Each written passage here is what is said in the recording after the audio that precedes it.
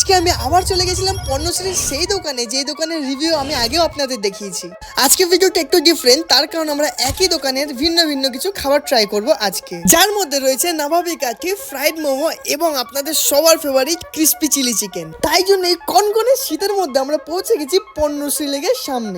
আর ওখানে পৌঁছেই সবার প্রথমে আমরা নিলাম ফ্রাইড মোমো, এবং পরবর্তী যেটা আসতে চলেছে সেটা আমার খুবই ভালো লেগেছিল। প্রথমে ফ্রাইড মোমো খাওয়ার পর আমার সব থেকে যেটা বেশি ভালো লেগেছিল সেটা হচ্ছে নবাবী কাঠি, যার দাম ছিল 35 টাকা পিস, মানে দুটোর দাম 70 টাকা।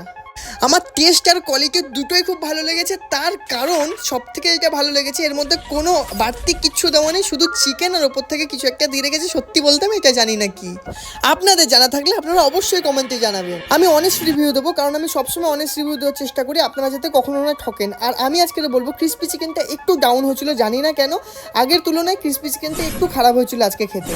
আজকের এই ভিডিওটা এতটুকু, আর আপনারা যদি বেহালা অঞ্চলের মধ্যে থেকে থাকেন অবশ্যই এই দোকানটা ভিজিট করবেন। আর এখানে খাবারের যে কতগুলো ভ্যারাইটি আছে আপনারা নিজেরাই দেখে দিন, কত কিছু, চিলি চিকেন, মোমো থেকে শুরু করে এভরিথিং, শুধু বিরিয়ানি বাদে। আমি ক্রিস, আপনারা দেখছেন কেডি ডেইলি ব্লগ চ্যানেল। আবার দেখাচ্ছি নতুন কোনো ব্লগে।